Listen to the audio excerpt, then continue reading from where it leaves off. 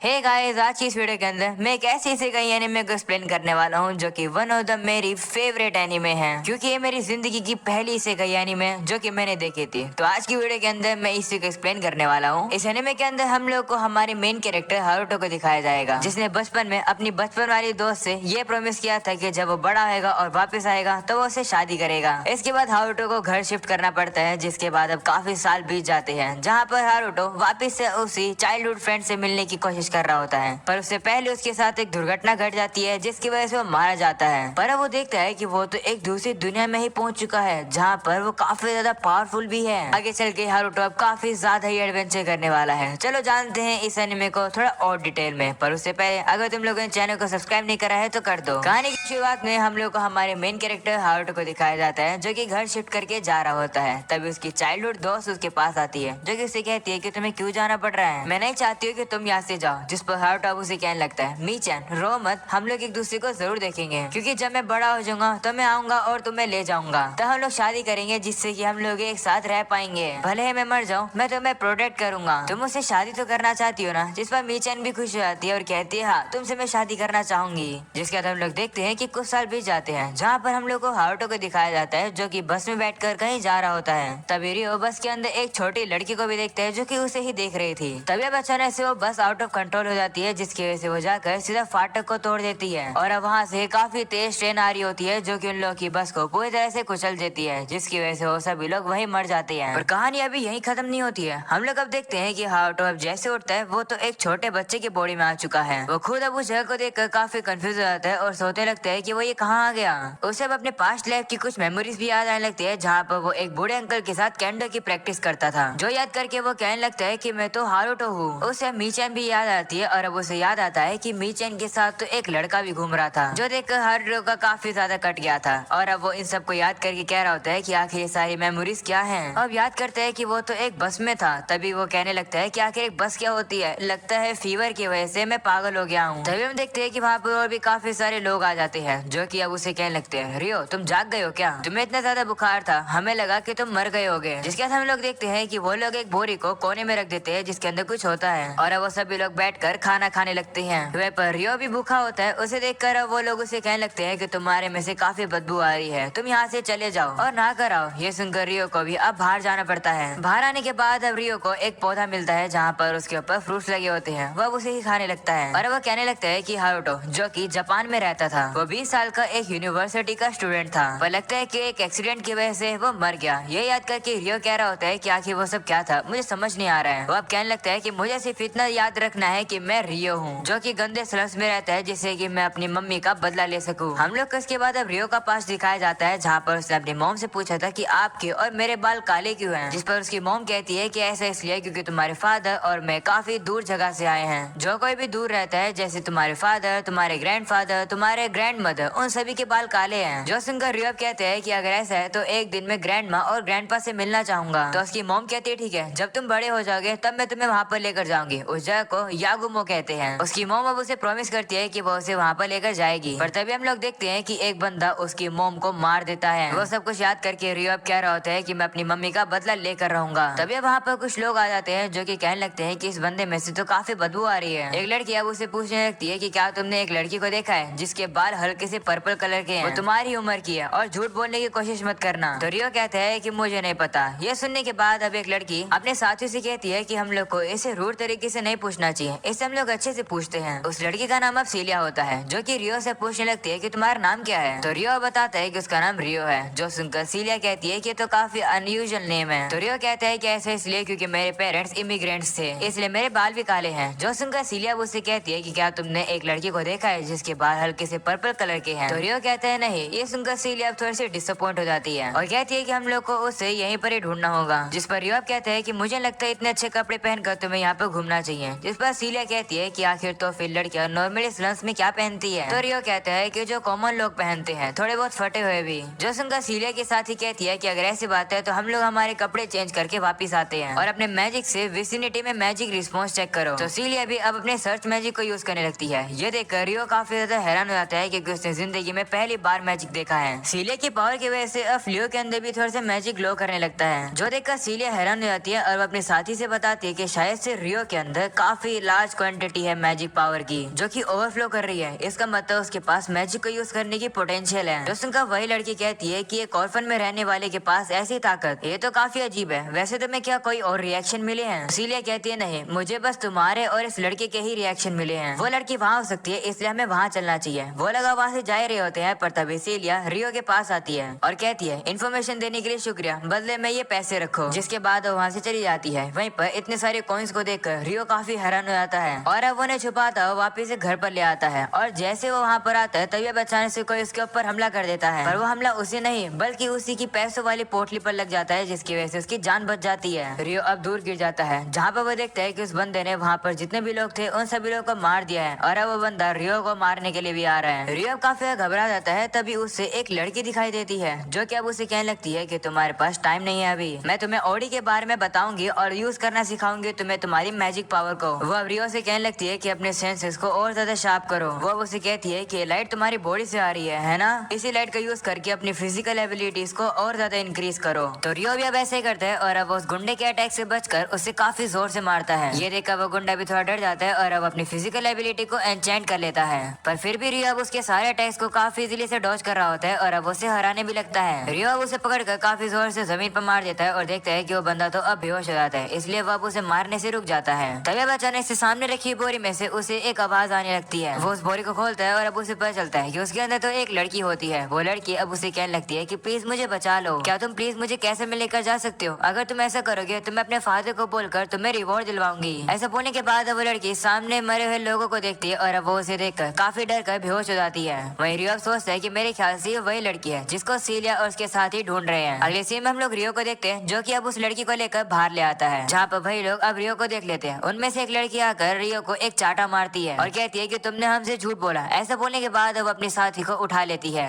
उन लोग को अब लगने लगता है कि रियो ने ही उस लड़की को किडनैप किया था। रियो उन लोगों को समझाने की भी काफी कोशिश करता है पर वो लोग समझ ही नहीं रहे होते हैं। उस लड़की की बहन तो अब गुस्से में आकर रियो के कॉलर को ही पकड़ लेती है, जो सुनकर रियो अब उसे कहता है कि मैंने कहा ना कि मैंने उसे किडनैप नहीं किया था। ऐसा बोलने के बाद वो उस लड़की के हाथों को काफी जोर से पकड़ लेता है, जिसकी वजह से उसे दर्द भी होने लगता है। ये देखकर वो वाली लड़की अब अपनी तलवार को बाहर निकाल लेती है और रियो से कहती है कि इसे छोड़ दो। तो रियो भी अब उसे छोड़ देता है, जिसके बाद अब वही लड़की कहने लगती है कि ये लड़का काफी बड़ा गिल्टी है, इसे पकड़ लो। रियो अब मना कर रहा होता है। जो सुनकर वो लड़की कहती है कि मैं तुमसे पूछ नहीं रही हूँ, ये एक ऑर्डर है, तुम्हें हमारे साथ कैसल में चलना होगा। जिस पर रियो अब कहता है कि मैंने इस लड़की को रेस्क्यू किया है, अगर तुम्हें अभी भी शक है तो ये लड़की जब जागेगी तो उसे पूछ लेना। पर वो लोग अब भी उसकी बात पर बिलीव नहीं कर रहे होते हैं और उसे कह रहे होते हैं कि तुम्हें हमारे साथ चलना ही होगा। अगले सीन में हम लोग को बाकी सोल्जर्स को दिखाया जाता है जो कि अब आकर उसी गुंडे को पकड़ लेते हैं जो कि रियो के ऊपर हमला कर रहा था। इस चीज को अब एक और बंदा देख रहा होता है और कह रहा होता है कि लगता है मेरे पास तो कोई भी चॉइस नहीं है। ऐसा बोलने के बाद वो एक क्रिस्टल को तोड़ देता है और हम लोग अब देखते हैं कि वो वाला गुंडा भी मर जाता है, जिसके बाद अब वो बंदा वहाँ से चला जाता है। अगले सीन में वापस से रियो को दिखाया जाता है जिसे अब बांध रखा है। रियो उन लोगों से कहता है कि तुम ये क्या कर रहे हो, मुझे लगा था कि तुम लोग बातें करोगे सिर्फ। जिस पर वो बंदा कहने लगता है कि मैं रॉयल गार्ड का वाइस कैप्टन चार्लेस हूँ, तुमने सेकंड प्रिंसेस को किडनैप किया था, तुम्हें अब सारी बातें बतानी पड़ेगी। ये बात एक्सेप्ट कर लो कि तुमने उसे किडनैप किया था। तो रियो कहने लगता है कि लेकिन मैंने ऐसा कुछ भी नहीं करा था। जो सुनकर कार्लेस अब उसके ऊपर हमला कर देता है। रियो अब उसे काफी समझाने की कोशिश करता है कि मैंने उसे किडनैप नहीं किया था, पर वो बंदा मान ही नहीं रहा होता है। अगले सीन में हम लोग उस लड़की को देखते हैं, यानी कि फ्लोरा को, जिसे अब होश आ जाता है। वो भी उठकर अब कहने लगती है कि आखिर हुआ क्या था। तो वो लड़की अब उसे बताने लगती है कि हम लोग उस लड़के से इन्वेस्टिगेशन कर रहे हैं। जिस पर फ्लोरा कहती है कि अगर ऐसी बात है तो उसे यहाँ पर समन करो। जिस पर वो लड़की कह रही होती है कि ऐसा करना डिफिकल्ट होगा क्योंकि वो लड़का एक अनाथ है, ऐसा करने के लिए हमें किंग से परमिशन लेनी होगी। जो सिंह फ्लोरा कहती है कि अगर ऐसी बात है तो सारी अरेंजमेंट अभी के अभी पूरी करो, मैंने चाहती हूँ कि उस लड़के को कोई भी परेशानी हो। जो सिंह वो लड़की कहती है ठीक है। वहीं सीरिया भी कहती है कि मैं भी चलती हूँ और अब वो वहाँ से चले जाते हैं। अगले सीन में हम लोग कार्लोस को देखते हैं जो कि अब काफी थक जाता है क्योंकि उसने रियो को बहुत ही ज्यादा बुरी तरह से मार दिया है। वो अब भी रियो से कह रहा होता है कि सच्चाई उगल दो, जिस पर रियो अभी भी उसे बता रहा होता है कि मैंने कुछ भी नहीं किया है। जो सुनकर कार्लोस उसे और भी ज्यादा मारने लगता है। वहीं पर अब उसके साथ ही उसे रोकते हैं और कहते हैं कि अगर इसे और मारोगे तो ये मर जाएगा, पर वो अभी भी नहीं मान रहा होता है और अब कहता है कि अगर हम लोग इन्फॉर्मेशन नहीं निकलवा पाएंगे तो हमारी रेपुटेशन खराब हो जाएगी। तभी हम देखते हैं कि वहाँ पर वो लड़की और सीलिया आ जाते हैं। वो लोग भी रियो की हालत देखकर काफी हैरान हो जाते हैं और कहते हैं कि आखिर यहाँ क्या चल रहा है। जिस पर कार्लोस कहता है कि मुझे ये सब करने की परमिशन मिली है इसलिए मैं ये कर रहा हूँ। जिस पर वो लड़की उसे कहने लगती है कि लेकिन इन्वेस्टिगेशन तुम्हें ऐसी नहीं करनी चाहिए थी, तुम्हें प्यार से करना चाहिए था। वहीं सीलिया कहती है कि सब बातों को छोड़ो, इसे जल्दी से उतारो। जिस पर कार्लोस कहता है नहीं, अभी भी लगता है कि फ्लोरा को किडनैप करने में इसका जरूर हाथ था। तो वो लड़की अब उसे बताती है कि फ्लोरा ने खुद कहा है कि इस लड़के ने उसकी जान बचाई है। जो सुनकर कार्लोस भी हैरान हो जाता है और अब उसे रियो को नीचे उतारना पड़ता है। ये देखकर सीलिया रियो को पकड़ने की कोशिश कर रही होती है तो रियो उसे गुस्से में कहता है कि मुझे टच मत करो। रियो अब नीचे गिर जाता है, जो देखकर सीलिया हीलिंग मैजिक का यूज करके उसे हील करने लगती है। वहीं पर अब हम लोग कार्लेस और उसके साथियों को देखते हैं जो कि वहाँ से चले जाते हैं। अगले सीन में अब रियो को दिखाया जाता है जो कि आराम कर रहा था। उसे जैसे ही होश आता है उसके सामने सीलिया होती है। वो उसे कहती है कि तुम ठीक हो ना, तुम्हें चोट तो नहीं लगी है ना। रियो भी अब थोड़ा सा घबरा कर उठ जाता है और पूछता है कि मैं कहाँ पर हूँ, तो सीलिया बताती है कि तुम रॉयल पैलेस में हो। वहीं रियो अब ये देखकर हैरान हो जाता है कि उसकी जितनी भी चोट थी वो अब ठीक हो चुकी है। तो सीलिया उसे कहने लगती है, माफ करना, हमारी वजह से तुम्हें इतनी ज्यादा परेशानी हुई। मैंने तुम्हें हील कर दिया था क्योंकि बेल्ट्रम रॉयल एकेडमी में मैं मैजिक सीख रही हूँ। ये बात सुनकर रियो को अब याद आता है कि हाँ, सीलिया ने उसके सामने पहले भी मैजिक यूज किया हुआ है। वो अब उसका शुक्रिया करता है, जिस पर सीलिया कहती है कि शुक्रिया तो मुझे तुम्हारा करना चाहिए, हमारे वजह से तुम्हें इतनी परेशानी हुई। जिस पर रियो कहता है कि तुम्हारी वजह से ही थोड़ी हुई है, वैसे मेरे साथ अभी क्या होने वाला है। तो सीलिया उसे बताती है कि तुम्हें किंग से मिलने के लिए जाना है, वो तुम्हारा शुक्रिया करना चाहते हैं। जो सुनकर रियो भी अब थोड़ा सा घबरा जाता है और वो कहता है कि लेकिन क्या किंग से मिलने से पहले तुम मुझे थोड़े से बेसिक मैनर सिखा सकती हो। तो सीलिया भी कहती है ठीक है। अगले सीन में अब हम लोग को रियो को दिखाया जाता है जो कि काफी अच्छे कपड़े पहनकर किंग से मिलने के लिए आ जाता है। हम लोग अब देखते हैं कि किंग काफी खुश होकर रियो को रॉयल एकेडमी प्राइमरी स्कूल को ज्वाइन करने देते हैं, वो भी एक स्कॉलरशिप स्टूडेंट के तौर पर। अगले सीन में हम लोग सीलिया को देखते हैं जो कि रियो से कहती है कि हमें अभी तक तुम्हारे एकेडमिक कैपेबिलिटीज के बारे में नहीं पता है, पर क्या तुम्हें पढ़ना और लिखना आता है। जिस पर रियो कहता है नहीं। तो सीलिया कहती है कि अगर ऐसी बात है तो मैं तुम्हें सिखा दूंगी, स्कूल खत्म होने के बाद मेरे रिसर्च लैब में आ जाना, वो लाइब्रेरी टावर के बेसमेंट में है। तो रियो भी कहते हैं ठीक है। इसके बाद वो लोग क्लास में जा रहे होते हैं जहाँ सीलिया रियो से कहती है कि हाँ, जितने बच्चे हैं वो सभी रॉयल हैं और टाइटल फैमिली से हैं, तो बुरा मत मानना अगर वो तुम्हें कुछ भी कहे तो। जिस पर रियो कहते हैं ठीक है, मैं बुरा नहीं मानूंगा। जिसके बाद वो लोग क्लास में एंटर करते हैं जहाँ पर सीलिया सभी लोगों को रियो के बारे में बताती है कि रियो स्लम से आया है। जो सुनकर सही बच्चे अब काफी ज्यादा गुस्से में आ जाते हैं कि आखिर इतना लो रैंक का बच्चा इतने अच्छे रॉयल एकेडमी में क्या कर रहा है। वहीं सीलिया के कहने पर रियो अब अपना इंट्रोडक्शन देता है। वो सभी को बताता है कि किंग ने मुझे यहाँ आने के लिए परमिशन दी है, मेरे अंदर काफी चीजों की कमी है पर मैं अपनी सारी गलतियों को सुधारने आया हूँ। ये सुनकर कुछ बच्चे अब उसका मजाक उड़ाने लगते हैं और कहते हैं कि रियो तो बिल्कुल सर्वेंट की तरह बात कर रहा है। इसके बाद रियो अब अपनी सीट पर जाकर बैठता है जहाँ सीलिया अब लेसन को शुरू करती है। सीलिया सभी लोग को कुछ मैथ के क्वेश्चंस भी दे देती है और कहती है कि इन्हें सोल्व करो। सही बच्चे अब रियो का मजाक उड़ाने लगते हैं कि और उन्हें लग रहा होता है कि रियो तो कुछ भी नहीं कर पाएगा। और अब अगले सीन में हम लोग रियो को देखते हैं जो कि सीलिया की लैब के अंदर आता है। और अब जैसे वो उसके अंदर आता है वो देखता है कि लैब तो काफी ज्यादा मैसी होती है, सारा सामान इधर से उधर फैला हुआ होता है। वहीं रियो अब कहने लगता है कि यहाँ जितनी बुक है ये काफी ज्यादा मुश्किल लग रही है, प्रोफेसर आप इतनी यंग होने के बाद भी इन्हें कैसे पढ़ पा रही हो। जिस पर वो कहती है कि वो 12 साल की है और उसकी एज में उसे प्राइमरी स्कूल अटेंड करना चाहिए था, पर वो इतनी ज्यादा ब्रिलियंट स्टूडेंट है कि उसने अपनी ग्रेजुएशन तक पूरी कर ली है, वो भी पहले ही। और अब अगले सीन में हम लोग देखते हैं रियो ने अपने मैथ के क्वेश्चंस को काफी इजीली सोल्व कर दिया है, जो देखकर सीलिया भी हैरान हो जाती है क्योंकि उसके सभी आंसर सही होते हैं। सीलिया उसे बताती है कि तुम्हारे क्लास के अंदर सिर्फ क्रिस्टीना ही है जो कि इन्हें सोल्व कर सकती है क्योंकि ये क्वेश्चन इतने ज्यादा हार्ड है। वहीं रियो सोच रहा होता है कि मैं सभी क्वेश्चंस को इसलिए सोल्व कर पाया क्योंकि मैं एक यूनिवर्सिटी का स्टूडेंट रह चुका हूँ। सीलिया उसे पूछती है कि तुमने ये मैथ कहाँ से सीखी, जिस पर वो उसे बताता है कि मेरी मॉम से, जो कि अब मर चुकी है। वो अब यही बताता है कि मेरी मॉम काफी ज्यादा दयालु पर्सन थी। जिसके बाद वो लोग आराम से चाय पी रहे होते हैं जहाँ सीलिया उसे पूछती है कि आज तुम्हारी एकेडमी का पहला दिन कैसा रहा, कोई दिक्कत तो नहीं हुई है, अगर तुम्हें कोई दिक्कत हो तो बता दो। जिस पर रियो कहता है नहीं कोई दिक्कत तो नहीं है, पर क्या तुम मुझे कुछ चिल्ड्रन बुक्स रेकमेंड कर सकती हो, मैं लेटर सीखना चाहता हूँ। तो सीलिया भी मान जाती है और वो कहती है ठीक है, मैं अपनी लाइब्रेरी से कुछ तुम्हारे लिए ले आऊंगी। जिसके बाद हमें दिखाया जाता है कि सही बच्चे अब ट्रेनिंग कर रहे होते हैं, पर तभी टीचर अब रियो से कहते हैं कि आओ आकर मुझ पर हमला करो, तुम्हें जैसे भी करना हो वैसे। तो रियो भी मान जाता है और अब वो बिल्कुल कैंडो के पोजीशन में खड़ा हो जाता है, जो देखकर सभी कहते हैं कि ये कौन सा स्टैंड हुआ। वही हमें पता चलता है कि रियो पहले एक कैंडो का स्टूडेंट रह चुका है। और प्रेजेंट में भी हमें दिखाया जाता है कि रियो उन्हें टेक्निक का यूज करके अपने टीचर के ऊपर हमला करता है। देखकर उसके टीचर भी इसकी तारीफ कर रहे होते हैं और कहते हैं कि तुम्हारी तलवारबाजी तो काफी कमाल की है। रियो अब सब कुछ याद करता है जिस तरीके से उसने अपनी ट्रेनिंग करी थी अपने टीचर से, वो उन्हें टेक्निक का यूज करके अपने टीचर को हरा रहा होता है। वहीं हम देखते हैं कि रियो का तो सही बच्चे मजाक उड़ा रहे होते हैं क्योंकि रियो का जो स्टैंड था वो काफी ज्यादा अजीब था, पर टीचर तो रियो की तारीफ करते हैं और कहते हैं कि तुम्हें काफी अच्छे नाइट बनोगे। जिस पर रियो कहता है कि लेकिन मुझे नाइट को ज्वाइन करने में कोई भी इंटरेस्ट नहीं है। ये सुनकर सही बच्चे काफी हैरान हो जाते हैं। अगले सीन में हम लोग देखते हैं कि क्लासेस खत्म होने के बाद भी रियो पढ़ाई कर रहा होता है क्योंकि उसके एग्जाम्स आने वाले हैं। वहीं सीलिया उसे कहती है कि तुम्हें इतना बर्डन लेने की जरूरत नहीं है, तुमने अभी तो एकेडमी ज्वाइन करी है। जिस पर रियो कहते हैं ठीक है, पर मैं अपना बेस्ट दूंगा। अगले सीन में हम लोग देखते हैं कि अब एग्जाम शुरू हो जाता है जहाँ पर वही जो बच्चे रियो को चिढ़ा रहे होते हैं उन्हें तो एग्जाम आ भी नहीं रहा होता है, पर रियो को तो आ रहा होता है। वो सभी आंसर्स को काफी तेजी से लिख रहा होता है और अब एग्जाम खत्म होने के बाद वो क्लास से बाहर आता है। बाहर का नजारा देखकर उसे ये याद आता है कि उसके जो बचपन की दोस्त थी वो किसी और लड़के के साथ घूम रही थी, जो देखकर रियो को काफी शौक लग गया था। हम अब देखते हैं कि सही बच्चे रियो के बारे में ही बात करने लगते हैं और कह रहे होते हैं कि रियो स्लम से आया है, ये तो वही बच्चा है। उन सही बातों को रियो इग्नोर करता है और अब वो रूम पर आ जाता है और अब वो मी चैन के बारे में ही याद करने लगता है। वो याद करता है कि मैंने उस लास्ट टाइम हाई स्कूल में देखा था। वो अब कहने लगता है कि मैं पहले हारुतो था पर मैं हारुतो नहीं हूँ, मैं अभी रियो हूँ और मैं रियो के तौर पर ही जीऊंगा और काफी ताकतवर बनूंगा।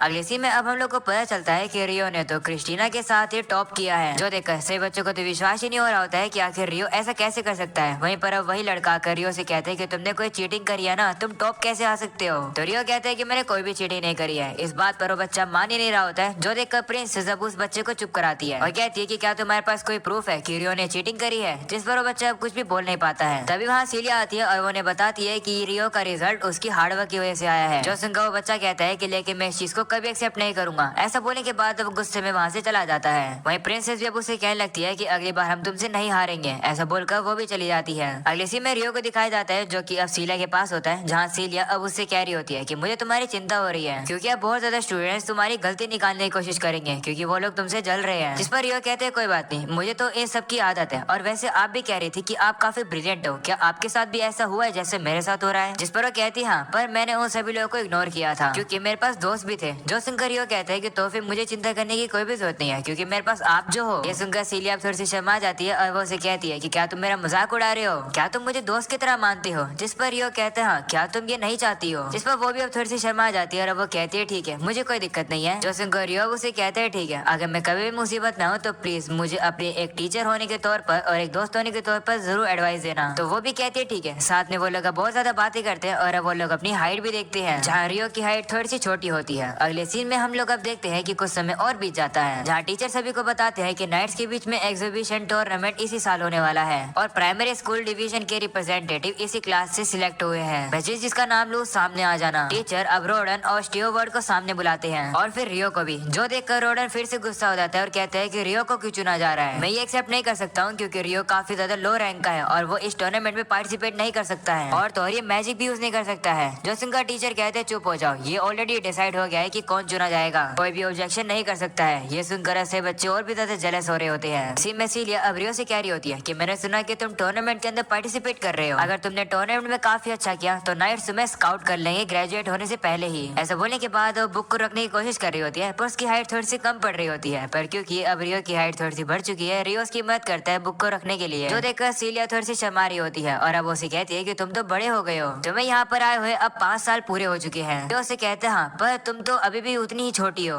जो सुनकर सीलिया थोड़ी सी गुस्सा हो जाती है। वहीं रियो से ये बता रहा होता है कि मैं तो नाइट बनना ही नहीं चाहता हूँ। जिसके बाद वो लोग चाय पी रहे होते हैं। सीलिया उसे कहती है कि जब भी तुम चाय बनाते हो तो चाय की जो स्मेल है वो थोड़ी सी अलग होती है। वो उसे ये भी कहती है कि तुमने कहा कि तुम नाइट नहीं बनना चाहते हो, तो ग्रेजुएट होने के बाद तुम क्या करोगे। तो रियो कहता है कि मैं एक जर्नी पर जाऊंगा क्योंकि एक जगह है जहाँ पर मैं जाना चाहता हूँ। ये सुनकर सीलिया थोड़ी सी घबरा जाती है और वह कहती है क्या तुम कंट्री छोड़कर जाओगे। तो रियो कहता है हाँ, इस कंट्री में मेरे लिए रहना थोड़ा सा मुश्किल है। ये सुनकर सीलिया थोड़ी सी दुखी हो जाती है और वो उसे कहती है कि तुम यहाँ पर काम क्यों नहीं करते हो, मतलब मेरी लैब के अंदर, क्योंकि अगर तुम यहाँ नहीं होगे तो चीजें थोड़ी सी खराब हो सकती है क्योंकि तुम यहाँ की चीजों को हमेशा ऑर्गेनाइज करके रखते हो और तुम मेरे लिए काफी अच्छी चाय भी बनाते हो। जिस पर रियो कहता है वो तो है, पर फिर भी वैसे भी आपकी काफी जल्द शादी होने वाली है, तुम मुझ जैसे कॉमनर का आपकी लैब में होना अच्छा नहीं रहेगा। तो सीलिया कहती है कि लेकिन अभी शादी करने का मेरा कोई भी इरादा नहीं है। क्या तुम मेरा मजाक उड़ाकर ये तो नहीं कहना चाहते हो कि मैं अपनी शादी के चांस को गवा दूंगी, तुम अभी भी मुझे एक बच्चा मानते हो ना। जिस पर रियो कहते हैं नहीं नहीं, ऐसा कुछ नहीं है, आप एक चार्मिंग वुमेन हो। जो सुनकर सीलिया शर्मा जाती है और कहती है कि इस तरीके से मत चिढ़ाओ। वो अब उसे पूछते है कि वैसे तुम कहाँ जाना चाह रहे हो। जिस पर वो कहता है कि मैं अपने पेरेंट्स के होमलैंड यागुमो रीजन जाना चाह रहा हूँ। तो सीलिया कहती है कि वो जगह तो जंगल के एज पर है। तो रियो कहते हैं वही रियो अब याद करता है कि उसकी मॉम ने उससे प्रॉमिस किया था कि जब रियो बड़ा हो जाएगा तो उसकी मॉम उसे यागुमो लेकर जाएगी। अगले सीन में हम लोग देखते हैं कि अब सभी नाइट्स का जो टूर्नामेंट है वो शुरू हो जाता है, जहाँ पर हमें पता चलता है कि पहला प्लेयर है रियो। तभी रोडन उसके पास आता है और कहता है कि जरा अपनी अच्छी परफॉर्मेंस देना, नहीं तो लोग मेरे बारे में भी बुरा सोचेंगे। तो रियो भी कहते हैं ठीक है, मैं अपना बेस्ट दूंगा। ऐसा बोलने के बाद वो अरीना में आ जाता है। वहीं सीलिया भी आ जाती है और अब वो रियो को चीयर अप कर रही होती है। सभी को पता चलता है कि रियो का अपोनेंट और कोई नहीं बल्कि कार्लस ही है। ये वही बंदा है जिसने रियो को काफी ज्यादा पीटा था। कार्लस अब उसे कहने लगता है कि मुझे बिल्कुल भी नहीं पता था कि मेरा अपोनेंट तुम होने वाले हो। वहीं रियो भी अब उसे कह रहा होता है कि मैं अब अपना बदला लेकर रहूंगा। जिसके बाद अब रियो अपनी तलवारबाजी को शुरू करने वाला होता है। जो देखकर अब कार्लस कहने लगता है कि इसके पास तो कोई शील्ड भी नहीं है, क्या ये मुझे नीचा दिखा रहा है। जिसके बाद अब उन लोगों की फाइट शुरू हो जाती है, जहाँ पर रियो उसके सारे अटैक से बच रहा होता है। वही काले सब रियो पर काफी ज्यादा गुस्सा हो रहा होता है और कहता है कि तुम्हारी वजह से ही मैंने 5 साल पनिशमेंट सही है, तुम्हारी वजह से मुझे डिमोट कर दिया गया था, मैं इसे सहन नहीं करूंगा। ऐसा बोलने के बाद वो रियो के ऊपर सीरियस हमले कर रहा होता है, जो देखकर सीलिया कहने लगती है कि आखिर ऐसे हमले कैसे कर सकता है, ये तो अलाउड ही नहीं है। हम लोग अब देखते हैं कार्लोस को जो कि उसके ऊपर हमले करने लगता है, पर रियो भी कम नहीं होता है, वो भी उसके ऊपर हमला करके उसकी तलवार को उड़ा देता है और सीधा अपनी तलवार को उसकी गर्दन पर रख देता है और इस फाइट का विनर होता है रियो। वहीं कार्लोस अब रेफरी से कहता है कि मैंने अपने गार्ड डाउन कर दिए थे, मैं हारा नहीं हूँ, मैं इस बार अच्छे से लड़ूंगा। जो सुनकर रेफरी कहता है तुम पागल हो क्या, तुम हार चुके हो, इसका मतलब हार चुके हो, तुम एक नाइट हो, तुम्हें अपनी हार को एक्सेप्ट करना चाहिए और चले जाना चाहिए। तो अब कार्लोस भी अपनी हार मान लेता है। ये देखकर सीलिया काफी खुश हो जाती है। वहीं पर उसी रेफरी टीचर को दिखाया जाता है जो कि कह रहा होता है इस बच्चे का नाम रियो है ना, मैं इसके फ्यूचर को जरूर देखना चाहूंगा। अगले सीन में हमें कार्लोस को दिखाया जाता है जो कि रियो पर काफी ज्यादा गुस्सा होता है। हम लोग अब देखते हैं कि कार्लोस के साथ अब वही बंदा बैठा हुआ है। हमें पता चलता है कि वो प्रोक्सिया एम्पायर का एक ऑनरेबल एम्बेसडर है। कार्लोस अब उसे रियो के बारे में बताने लगता है कि गलती से ये लगा था लोगों को कि उसने फ्लोरा को किडनैप किया है। मैंने काफी कोशिश करी कि वो बोले पर वो बोल ही नहीं रहा था। जोसन को बंदा कहता है कि तुम्हारी किस्मत में ही था कि तुम दोनों एक दूसरे के आमने सामने हो। हमें दिखाया जाता है कि ये वही बंदा था जिसने क्रिस्टल को तोड़कर उस बंदे को मार दिया था। रियो के अंदर काफी इंटरेस्टेड लग रहा होता है। अगले सीन में हमें सीलिया को दिखाया जाता है जो कि रियो का वेट कर रही होती है, जिससे कि वो रियो की जीत को उसके साथ सेलिब्रेट कर सके। तभी वो देखती है कि रियो तो कहीं जा रहा होता है, वो उसका पीछा करती है और हम लोग को पता चलता है कि रियो को तो एक लड़की प्रपोज कर रही होती है। वो उसे कह रही होती है कि तुम्हारा मैच काफी कमाल का था।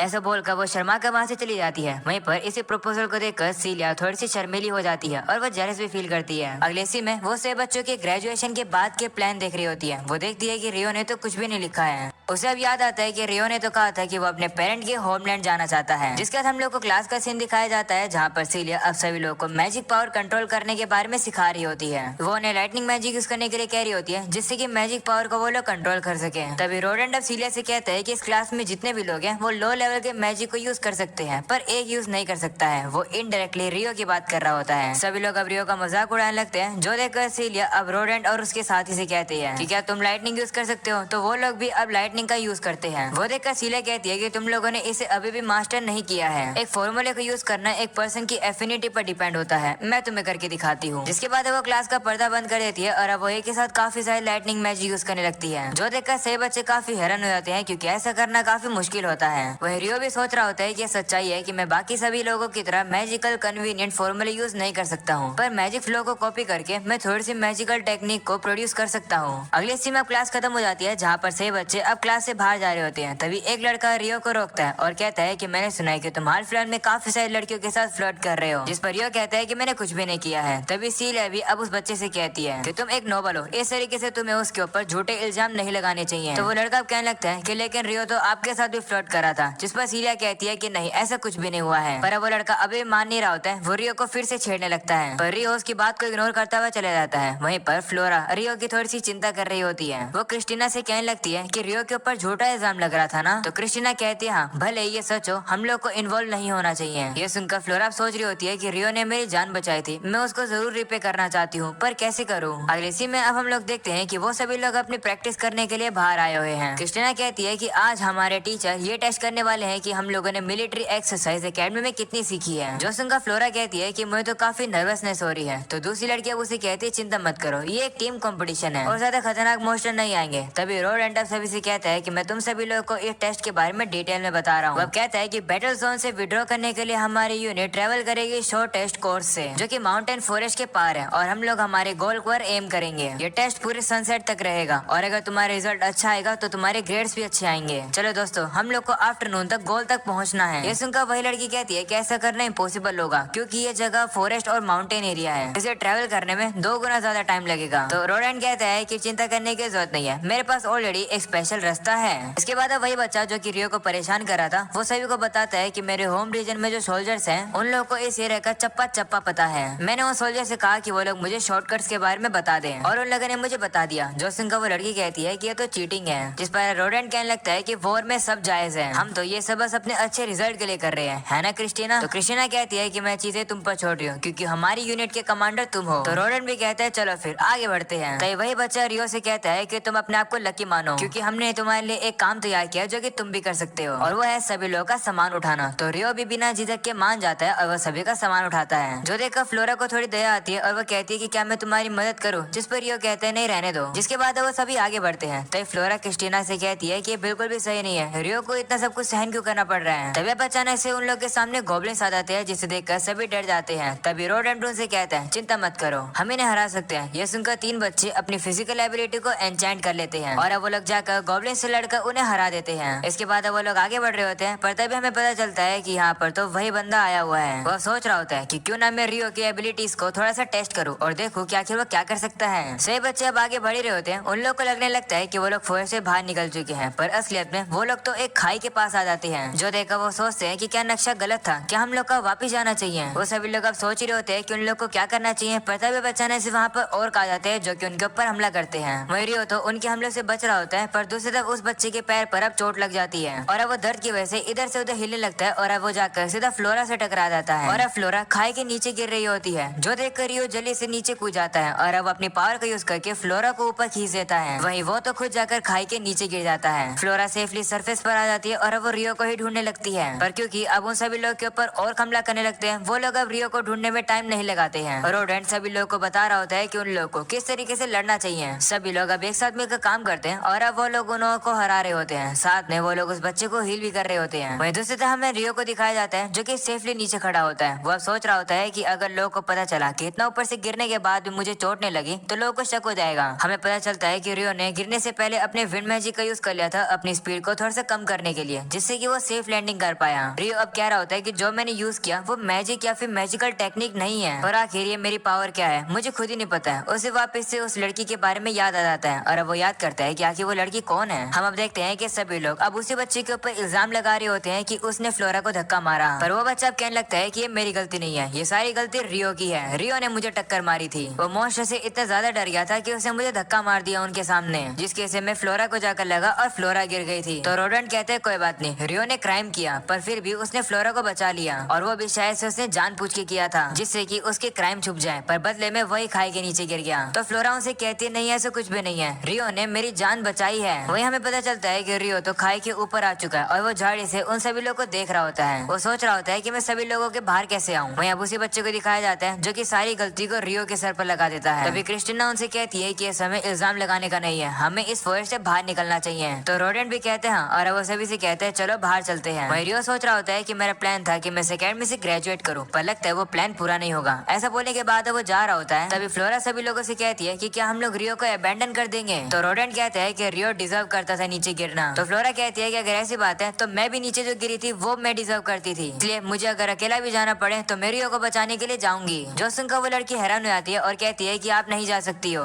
जब ये टेस्ट खत्म हो जाएगा हम लोग एक सर्च पार्टी को रियो के लिए भेज देंगे। वो लोग अब बात कर रहे होते हैं, पर तभी अचानक से सभी लोग के सामने काफी खतरनाक मॉन्स्टर आ जाता है, जिसे देखकर सभी कहते हैं कि आखिर इतना पावरफुल मॉन्स्टर यहाँ क्या कर रहा है। तभी क्रिस्टीना उनसे कहती है कि इस तरीके से खड़े मत रहो, नहीं तो हम सभी मारे जाएंगे, इसलिए लड़ो। ऐसा बोलने के बाद क्रिस्टीना उस मॉन्स्टर के ऊपर लाइटनिंग बहुत से हमला करती है, पर वो मॉन्स्टर उस अटैक को आराम से रोक देता है। जो देखकर बाकी सभी बच्चे भी उसके ऊपर हमला करने लगते हैं, पर उस मॉन्स्टर को अब भी कुछ नहीं होता है। कुछ बच्चे अब इंजर्ड होने लगते हैं, जो देखकर बाकी बच्चे अब डर जाते हैं और अब वो रिट्रीट करते हैं। सही बच्चे अब निकल जाते हैं, पर फ्लोरा तो अब एक इंजर्ड बच्चे के पास आती है और उसे हील कर रही होती है। इतने में हम देखते हैं कि वो मॉन्स्टर वहाँ पर आ जाता है और फ्लोरा के ऊपर हमला कर देता है, पर तभी टाइम पर रियो वहाँ पर आ जाता है जो कि उस मॉन्स्टर के हाथ को काट देता है और अब वो फ्लोरा से कहता है कि इस बंदे को जल्दी से यहाँ से ले जाओ। तो फ्लोरा भी मान जाती है और अब वो लड़के को वहाँ से ले जाती है। वहीं पर रियो अब उस मॉन्स्टर से लड़ने लगता है। रियो के लिए भी वो मॉन्स्टर काफी ज्यादा पावरफुल और तेज होता है, पर फिर भी रियो उस मॉन्स्टर के सारे अटैक्स को ब्लॉक कर रहा होता है, जो देखकर फ्लोरा भी उसकी तारीफ करती है। जैसे रियो को अब मौका मिलता है वो तेज से जाकर उस मॉन्स्टर की गर्दन को काट देता है और उसे हरा देता है। दूसरी तरफ रियो अब देखता है कि फ्लोरा के पास अब उसके बाकी साथी भी पहुंच जाते हैं, जो देखकर रियो तो वहाँ से कट लेता है। वहीं हमें पता चलता है कि इन सारी चीजों को वही बंदा अब देख रहा था और अब वो कह रहा होता है कि जितना मैंने एक्सपेक्ट किया था मैंने तो उससे भी ज्यादा कमाल की चीज देख ली। मुझे लगता है कि उन लोगों का बेटा है जो कि यागमो रीजन से भाग कर आए थे, शायद से इसी वजह से रियो स्पिरिट आर्ट को यूज कर पा रहा है। इसके बाद वो बंदा वहाँ से चले जाता है। वहीं सीलिया को दिखाया जाता है जो कि हेडमास्टर के पास जा रही होती है। तभी उसे अंदर से आवाज आती है कि रियो मिसिंग है। उस बच्चे के साथ जो एक बंदा होता है वो हेडमास्टर से कह रहा होता है कि अगर लोगों को पता चला कि इस बच्चे की वजह से प्रिंसेस खतरे में आ गई तो इससे हाउस ऑफ हुगोनोट का नाम खराब होगा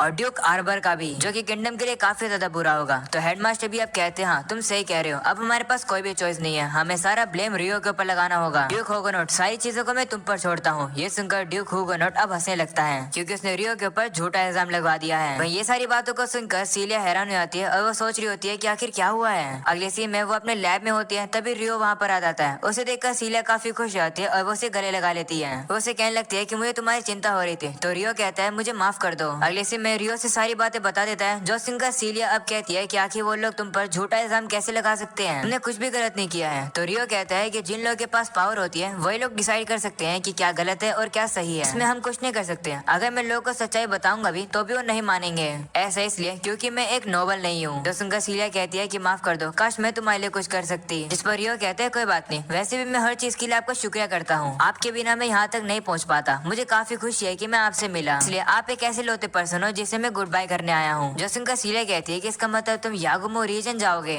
तो रियो कहते हैं हाँ। ये सुनकर अब सीलिया थोड़ी सी इमोशनल हो जाती है और वो उसे कहती है कि मैं तुम्हें ग्रेजुएट होता हुआ देखना चाहती थी, पर लगता है ऐसा नहीं होगा। वहीं रियो अब उसे कहता है कि मैं रास्ते में तुम्हें लेटर्स लिखता रहूंगा, पर मैं अपना एक झूठा नाम यूज करूंगा। वो झूठा नाम होगा हारुतो। अब मैं जा रहा हूँ। जो सुनकर सीलिया उसे कहती है कि मैं तुम्हें फिर से कभी देख पाऊंगी ना। तो रियो कहते हैं हाँ, मैं आपसे मिलने जरूर आऊंगा। जो सुनकर सीलिया उसे गले लगा लेती है और कहती है जरूर आना, अपना ख्याल रखना। तो रियो भी कहते हैं ठीक है। ऐसा बोलने के बाद वो चला जाता है। वही सीलिया उसे कह रही होती है कि मैं तुम्हारे लेटर का वेट करूंगी। वही रियो के जाने के बाद वो काफी ज्यादा रोने लगती है और याद करती है कि किस तरीके से वो सबसे पहली बार रियो से मिली थी। वो अब रियो के साथ बिताए हुए सारे मोमेंट्स को याद कर रही होती है। अगले सीन में हमें उसे ड्यूक को दिखाया जाता है जो कि रियो की जैकेट को एक लड़की के पास फेंक देता है और वो उस लड़की से कहता है कि ये उस पर्सन की जैकेट है जिसे तुम्हें मारना है। हमारा टारगेट 12 साल का एक छोटा लड़का है जिसका नाम रियो है। उसके बाल काले कलर के हैं, जैसे वो तुम्हें दिखे तुम उसे मार देना। तो वो लड़की भी कहती है ठीक है। हमें पता चलता है कि इस लड़की का नाम लातिफा है और वो एक बीस्ट गर्ल है। अगले सीन में हम देखते हैं कि रियो को कैपिटल से निकले हुए 3 दिन हो चुके हैं और अब वो जंगल से काफी तेजी से जा रहा होता है और अब वो एक नेबरिंग कंट्री एमांडे में पहुंच जाता है जो कि एक मार्केट टाउन है। वो सारी बातें लेटर में सीलिया को लिख रहा होता है और कह रहा होता है कि वो लोग मेरे पीछे यहाँ नहीं पड़े, इसलिए मैं यहाँ सेफ हूँ। ये जगह काफी ज्यादा अच्छी है। वहीं हमें पता चलता है कि लातिफा उसे ढूंढते ढूंढते यहाँ पहुंच चुकी है। जिसके बाद रियो अब सुनता है कि दुकान के अंदर तो पास्ता बिक रहे हैं। जो सुनकर वो हैरान हो जाता है। तो वो दुकानदार उसे बताता है कि अमांडे को जो गवर्न करती थी उसका नाम लिसेलोट था, उसी ने ये पास्ता नाम की डिश बनाई है। वही पास्ता को देखकर रियो कहता है कि इस चीज को तो मैं पहली बार इस दुनिया में देख रहा हूँ। रियो भी पास्ता को खाता है और वो उसे काफी टेस्टी लगता है। उसे याद आता है कि वो जापान में भी पास्ता खाया करता था। वो सोचने लगता है कि क्या जो लिसेलोट है वो भी उसी दुनिया से आई थी जहाँ से हारुतो आया है। इसके बाद अब रियो आगे बढ़ता है। वो मन में कह रहा होता है कि मैं उस जगह को देखना चाहता हूँ जहाँ से मेरे पेरेंट्स आए हैं। वो अब आगे बढ़ता है और उसे एक जगह मिलती है। उसे अब याद आता है कि उसने उसी दुकानदार से कहा था कि वो नूडल्स खरीदना चाहता है जिसे वो अपनी जर्नी पर लेकर जा सके। तो दुकानदार कहते हैं कि अगर ऐसी बात है तो रिका मर्चेंट गिल्ड में चले जाओ, तुम्हें वहाँ पर मैंजू शॉप मिलेगी, वहाँ से तुम नूडल्स खरीद सकते हो। रियो वहाँ आ जाता है और कहता है कि मांजू तो बंस को कहा जाता है। पुरानी यादें ताजा हो गई। जिसके बाद अब वो उस मर्चेंट गिल्ड के अंदर आ जाता है। तभी वहाँ पर एक लड़की रियो से कहती है कि अपने जितने भी सामान है उसको यहाँ पर छोड़ जाओ, जैसे तलवार वगैरह। तो रियो भी अपने कोट को उतारता है जिसे देखकर वो लड़की हैरान हो जाती है और कहती है कि इस लड़की के तो काले बाल हैं। रियो अब उसे सामान देता है जहाँ वो लड़की कहती है मेरा नाम लोटे है, आपकी मदद आज मैं करूंगी। अगले सीन में वो रियो की शॉपिंग में मदद कर रही होती है। इसके बाद हमें पता चलता है कि रियो ने अपने लिए 15 किलो पास्ता लिए हैं और 10 किलो बार्ले। वो कह रही होती है कि सामान काफी भारी हो गया, तुम इसे कैरी कैसे करोगे। इस पर रियो कहता है कि दिखता नहीं होगा, पर मैंने काफी फिजिकल ट्रेनिंग करी है तो चिंता मत करो। रियो अब चाय पी रहा होता है जो देखकर लोटे कहती है कि क्या तुम्हें काली चाय पीने की आदत है। तो रियो कहता है हाँ, मैं एक लेडी को जानता हूँ जिसे काली चाय पसंद है। वो यहाँ पर सीलिया की बात कर रहा है। लोटे कहने लगती है कि क्या इसका मतलब तुम पहचान सकते हो कि इसमें कौन सी टी लीव्स हैं। तो रियो कहता है कि ये जो लीफ है वो लिस की है, यहाँ की चाय तो काफी अच्छी सर्व करते हो तुम। पर लोटे कहती है कि हमारे गिल्ड का बस यही मकसद है कि हम लोग हमारे कस्टमर के साथ काफी अच्छी डील कर सके। क्या अब हम तुम्हारे डिलीवरी का लेटर अंडरटेक कर लें। रियो भी कहते हैं ठीक है। जिसके बाद अब रियो सीलिया को एक लेटर लिखता है और बता रहा होता है कि उसने अपनी शॉपिंग कर ली है और वो यहाँ से निकलने के बाद स्टारर रीजन में जाएगा। जिसके बाद वो और लेटर्स नहीं लिख पाएगा। लिखता है कि सीलिया मैं चिंता मत करना, अगर मेरी तरफ से कोई न्यूज ना आए तो इसका ये मतलब समझ लेना कि मैं ठीक हूँ। इसके बाद रियो अब गिल्ड से चला जाता है। वहीं पर एक लड़की लोटे से कहती है लेडी लिज़लोट। वो लड़का तो काफी मिस्टीरियस था ना। हमें अब पता चलता है कि लड़की दरअसल लिज़लोट है। जिसके बाद अब रियो को दिखाया जाता है जो कि फॉरेस्ट में से काफी तेज से जा रहा होता है। तभी अचानक से उस रास्ते में एक बच्चा दिखाई देता है जो कि जमीन पर लेटा हुआ था। रियो उसे देखता है और हमें पता चलता है कि वो तो लातिफा थी। वो रियो के ऊपर एक पिन से हमला कर देती है जो देखकर रियो लात मार के उसे थोड़ा सा पीछे कर देता है। रियो को पता चल जाता है कि उस पिन के अंदर पॉइजन था जिसकी वजह से अब उसे थोड़े से चक्कर आने लगे हैं। उस पिन को निकाल कर बाहर फेंक देता है। तभी वो लातिफा को देखता है और कहता है कि ये तो एक बीच लड़की है। वही लातिफा एक नाइफ को बाहर निकाल लेती है और कहती है कि मैं तुम्हें मार दूंगी। वही हम देखते हैं रियो को जो कि पॉइजन को न्यूट्रलाइज करने लगता है। वो अब खड़ा हो जाता है और कहता है कि माफ करना, मैं तुम्हें मुझे नहीं मारने दे सकता हूँ। ये देखकर लातिफा भी काफी हैरान हो जाती है कि रियो के ऊपर उसका पॉइजन काम नहीं किया, इसलिए अब उसके ऊपर चाकू से हमला करने लगती है। रियो भी देखता है कि लातिफा काफी तेज है, वो भी अब उसको काउंटर करने लगता है। पर तभी लातिफा पेड़ के ऊपर आकर अपनी फिजिकल एबिलिटी को एनचेंट कर लेती है, जो देखकर रियो सोचता है कि अब इसकी स्पीड और कितनी ज्यादा तेज हो जाएगी। वो अब रियो के ऊपर हमला करती है, पर रियो भी उसके अटैक्स को डॉज कर देता है। लातिफा सोचने लगती है कि आखिर ये एक इंसान है, फिर ये इतना तेज कैसे है। तभी वो उसके ऊपर हमला करती है। रियो भी अपनी तलवार से उसके सारे अटैक से बच रहा होता है, पर तभी रियो अपनी तलवार को अंदर डाल लेता है और अब वो अपने हाथों से ही उससे लड़ने लगता है। जैसे वो उसके ऊपर हमला करने के लिए आ रही होती है, रियो से पकड़कर काफी जोर से जमीन पर पटक देता है, जिससे कि उसके हाथ से उसका नाइफ भी गिर जाता है। रियो अब उसे कहता है तुम्हारा खेल खत्म हुआ। ये सुनने के बाद लातिफा काफी डर जाती है और कहती है कि मैं नहीं मरना चाहती हूँ, मॉम मेरी मदद करो। जो सुनकर रियो अब उसे कहता है जरा शांत हो जाओ, पर वो शांत नहीं हो रही होती है, जो देखकर रियो अपनी पावर को यूज करके उसे सुला देता है और अब वो उसे बांध भी देता है, उसके सारे वेपन्स भी निकाल देता है। तभी रियो देखता है कि उस लड़की के गर्दन पर तो सबमिशन का एक कॉलर होता है, यानी कि वो किसी के सर्वेंट है। तभी रियो को एक बुक के बारे में याद आता है जिसमें एक ऐसा मैजिक लिखा था जिसको यूज करके वो इस कॉलर को हटा सकता है। वो अब उसी मैजिक को ट्राई करता है और अब वो लातिफा के ऊपर से वो कॉलर हटा देता है। तभी अब हम लोग को लातिफा की स्टोरी पता चलती है। हमें पता चलता है कि रियो के साथ बस में जो छोटी सी लड़की थी वो और कोई नहीं बल्कि लातिफा ही थी, और अब बस का एक्सीडेंट होने की वजह से वो भी मर गई थी और अब वो भी इस दुनिया के अंदर रिइनकार्नेट हो गई थी। जैसे उसे होश आता है वो देखती है कि वो तो एक स्लेव बनी हुई है और उसका ओनर और कोई नहीं बल्कि वही बच्चा है जिसने रियो को परेशान किया था। लातिफा उसे कहने लगती है कि मैं लातिफा नहीं हूँ, मैं एंडो हूँ, जिस पर वो बच्चा उसे नीचे गिराता है और कहता है कि तुम पागल हो गई हो। लातिफा अब अपने आप का चेहरा पानी में देखकर काफी शौक हो जाती है। वही वो बच्चा अब उसे कहता है कि मैं तुम्हारा आज से बड़ा भाई हूँ स्टीवर्ट, तुम मुझे भाई बुलाओ। तो लातिफा कहती है नहीं। जैसे वो ना बोलती है उसका जो कॉलर होता है वो उसे काफी दर्द करने लगता है और अब उसे ना चाहते हुए स्टीवर्ट को भाई बोलना पड़ता है। तभी उसकी आंख खुलती है, उसके सामने अब रियो होता है। वो अपने आप को खोलने की कोशिश भी करती है, पर रियो उसे कहता है कि कोशिश मत करो, तुम्हारे हाथ और पैर बंधे हुए हैं, चिंता मत करो, मैं तुम्हारी सिचुएशन को समझ सकता हूँ, अगर तुम्हें नहीं मरना है तो मेरे ऊपर फिर से हमला मत करना। लातिफा कहती है कि अगर मैं नहीं लड़ूंगी तो तुम मुझे नहीं मारोगे। तो रियो कहता है नहीं, क्या तुम भी बेल्ट्रेंड से आई हो, क्या तुम्हें कॉलर चाहिए। वहीं पर लातिफा ये देख काफी खुश हो जाती है कि उसके ऊपर से कॉलर हट चुका है। वो कहती है कि ये कैसे हटा। तो रियो कहता है कि ये कॉलर की वजह से ही तुम ऑर्डर्स मान रही थी ना, अब तुम्हें और दर्द सहन नहीं करना पड़ेगा। ये सुनकर लातिफा काफी खुशी के मारे रोने लगती है। रियो उसे कहता है कि तुम्हारे ऊपर से कॉलर हट चुका है तो तुम मेरे सवालों का जवाब दो, मुझे ये बताओ कि तुम्हें ऑर्डर किसने दिया था मुझे मारने का।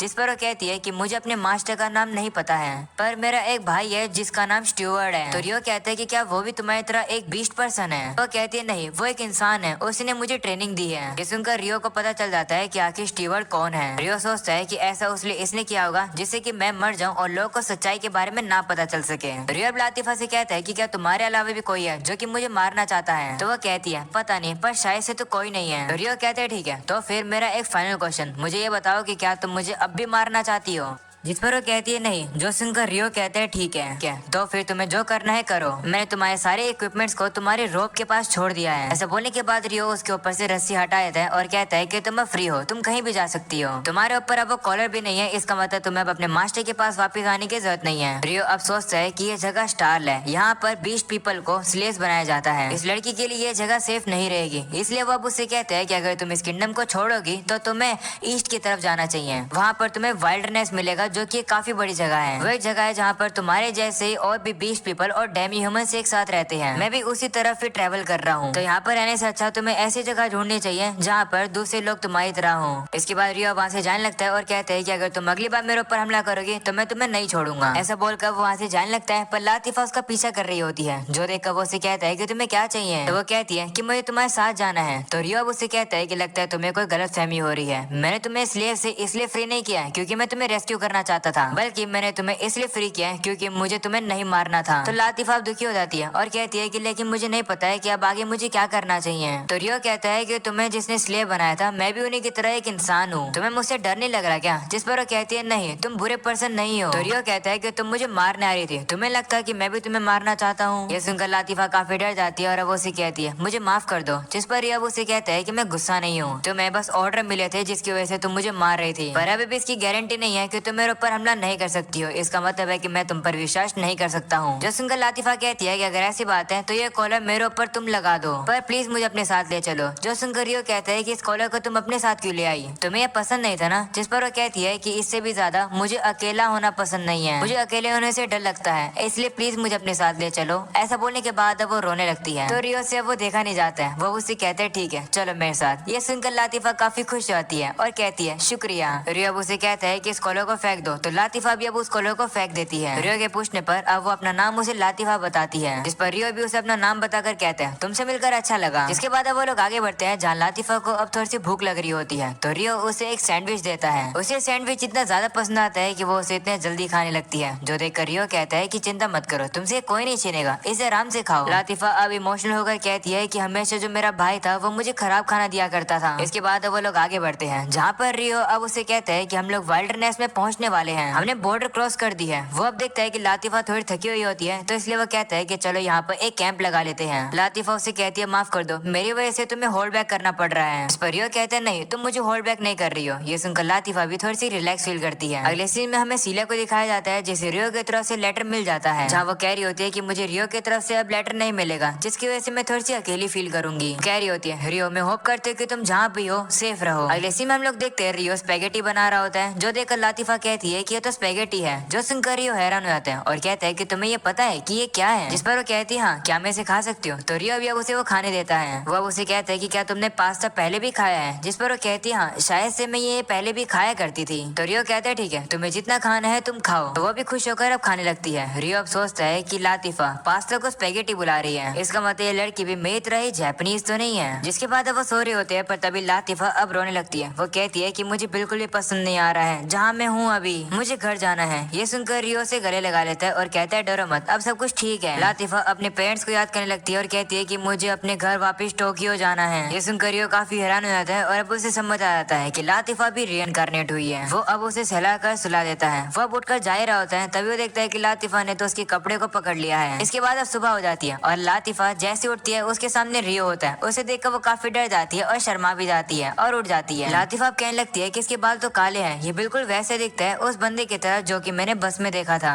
वो अब रियो को बड़ा भाई कहने लगती है, जो सुनकर रियो भी उठ जाता है और अब उसे कहता है गुड मॉर्निंग, तुम सही से सोई ना? जिस पर वो भी कहती है हाँ, और अब उसे कहती है कि मैं तुम्हें बड़ा भाई बोल सकती हूँ क्या? तो रियो भी कहते हैं ठीक है। रियो अब सोचने लगता है कि लड़की काफी छोटी थी, उसके बाद ये रीइंकार्नेट हुई अर्थ से और फिर ये इस दुनिया में आकर स्लेव बन गई। इसने काफी अकेला फील किया होगा। अगर मेरे ये सब करने से ये शांत होती है और कंफर्ट फील करती है तो ठीक है, तुम मुझे बुला सकती हो बड़ा भाई। ये सुनकर लातिफा काफी खुश हो जाती है। और इसी में वो लोग अपनी जर्नी पर निकल जाते हैं और अब वो लोग एक जगह पर आ जाते हैं। रियो सामने वाले पेड़ को देखकर लातिफा से कहता है कि सामने जो बड़ा सा ट्री है तुम उसे नहीं देख सकती हो क्या? तो वो कहती है नहीं, मुझे तो बस एक नॉर्मल फॉरेस्ट दिख रहा है। ये सुनकर रियो सोचता है कि शायद से किसी मैजिक की वजह से ये ट्री किसी को नहीं दिख रहा है। वो लोग वहाँ जाते हैं जहाँ लातिफा कहती है कि क्या हम लोग फॉरेस्ट के अंदर जाने वाले हैं, कहीं हम खो तो नहीं जाएंगे? तो रियो कहता है नहीं चिंता मत करो। इसके बाद वो लोग आगे जाते हैं। फिर लातिफा से कहती है कि मैं किसी चीज को सूंघ पा रही हूँ, वो भी काफी हल्के से, पर मुझे पता नहीं है कि वो किस चीज की स्मेल है। और वो जो स्मेल है वो एक से ज्यादा है और वो स्मेल किसी जानवर की नहीं है। जो सुनकर रियो कहते हैं कि अगर वो स्मेल हल्की सी है तो इसका मतलब जो कोई भी है वो बंदा आसपास नहीं है। अगर ऐसी बात है तो चलो यहीं पर ही रेस्ट कर लेते हैं, क्योंकि हमारा गोल काफी ज्यादा क्लोज है। जो सुनकर लातिफा खुश होती है और कहती है कि अगर ऐसी बात है तो हम लोग फॉरेस्ट से फिर निकल पाएंगे काफी जल्द। तो रियो भी कहते हैं हाँ। इसके बाद वो लोग कैंपिंग करते हैं जहाँ पर लातिफा अब सो रही होती है और वापिस से उसे डरावने सपने आ रहे होते हैं। वो देखकर रियो अपनी पावर को यूज करके उसके डरावने सपनों को हटा देता है और अब वो चैन से सो पा रही होती है। तभी अचानक से रियो ने जो आग लगा रखी थी वो बुझ जाती है। वो अब जैसे बाहर जाता है वो देखता है कि सामने तो एक वुल्फ होता है जो कि अब अचानक से ग्लो करता है, जिसकी वजह से रियो को अब कुछ नहीं दिख रहा होता है। पर रियो को इतना पता चल जाता है कि उसके आसपास काफी सारे लोग खड़े हैं जो कि उसके ऊपर हमला करने लगते हैं। रियो अभी भी कुछ अच्छे से नहीं देख पा रहा होता है, पर फिर भी वो उनके अटैक को डॉज करता है। वो लोग रियो की बात सुनने के लिए तैयार ही नहीं होते, इसलिए ना चाहते हुए रियो को अब अपनी स्पिरिट आर्ट का यूज करना पड़ता है, जिससे कि उसे पता चल जाता है कि लोग कहाँ पर हैं और अब वो एक लड़की के ऊपर हमला कर देता है। पर वो लड़की जिसका नाम उज़ुमा है वो उस अटैक से बच जाती है और पीछे हट जाती है। जो देखकर उसके साथ अब उसे कहती है कि थोड़ा सा केयरफुल रहो, मुझे लगता है कि ये लड़का कोई स्पिरिट आर्ट यूज कर सकता है। जिस पर दूसरी लड़की उन लोगों को बताने लगती है कि चिंता मत करो, ये एक ऐसी स्पिरिट आर्ट है जो कि आसपास के एरिया की ओड़ी को डिटेक्ट करती है, बस यही करती है ये। पर शायद ऐसे पता है कि हम लोग यहाँ कितने लोग हैं। वही रियो से कहता है कि क्या तुम सभी लोग डेमी ह्यूमंस हो, मैं तुमसे बात करना चाहता हूँ। ये सुनकर उज़ुमा सारा से कहती है कि हमें इसे खत्म कर देना चाहिए। जिस पर सारा कहते नहीं, पहले हमें ये जानना चाहिए कि आखिर इसका मकसद क्या है। सारा अब अपने साथियों को थोड़ा सा साइड में कर देती है और अब वो रियो से कहती है कि ठीक है हम तुमसे बात करने के लिए तैयार है, पर हमें डेमी डैमी ह्यूमंस मत बुलाओ। तो रियो भी कहते हैं ठीक है, और अब उन लोग को बताने लगता है कि मैं तुम लोग को नुकसान नहीं पहुंचाना चाहता था। तभी बचाने से वो लोग कैंप के अंदर देखते हैं कि वहाँ पर तो लातिफा सो रही थी। वो लोग को देखकर सारों को बताते हैं कि यहाँ पर तो एक लड़की सो रही है और लगता है कि उसे स्पिरिट आर्ट से सुलाया गया है। ये सुनते उजुमा रियो के ऊपर हमला कर देती है, जिससे कि वो थोड़ा सा घायल हो जाता है। उजुमा अब सारे से कहती है कि माफ करना, पर मुझे लगता है कि इसने हमारी जैसी एक पर्सन को किडनैप किया है। वहीं रियो अब अपने आप को हील करने लगता है, जो देखकर उजुमा अब उसके ऊपर और हमले करने लगती है। सभी लोग अब उसे पूरी तरह से घेर लेते हैं और कहते हैं कि हमें तुम्हें अरेस्ट करना होगा। रियो अब उन लोग को समझाने लगता है कि सब कुछ गलत फहमी है, मैं बस लातिफा को तुम लोग की प्रोटेक्शन के अंदर लाना चाह रहा था। पर वो लोग उसकी बात सुनते नहीं है। वो लोग अब रियो को पकड़कर उसके ऊपर हमला कर देते हैं, जिससे कि रियो अब बेहोश हो जाता है। जिसके बाद रियो अब जब बेहोश होता है तब इसके सामने वही लड़की आ जाती है। उसे देख कर रियो कहता है कि आखिर तुम कौन हो, जिस पर वो कहती है कि मुझे खुद नहीं पता है। जिस पर रियो से कहता है कि तुम्हें मेरे बारे में क्या पता है। जिस पर वो लड़की कहती है कि मुझे बस इतना पता है कि तुम हारुतो हो। वह उसे कहती है कि मैं तुमसे कनेक्टेड हूँ, मैं तुम्हें बिलोंग करती हूँ। ये सुनकर रियो कहता है कि तुम्हारे कहने का क्या मतलब है। तो वो लड़की अब उसे कहती है कि अभी मैं तुम्हें नहीं बता सकती हूँ क्योंकि अभी टाइम ओवर हो गया है। तभी अचानक से रियो की आंखों के सामने मी चैन आ जाती है, जिसे देखकर वो कहता है मी चैन, और अब उसे होश आता है। जिसके बाद वो देखता है कि वहाँ पर तो वही डेमी ह्यूमंस होते हैं। तभी अब वहाँ पर लातिफा आ जाती है, जो कि रियो को देखकर काफी खुश होती है और उसे गले लगा लेती है।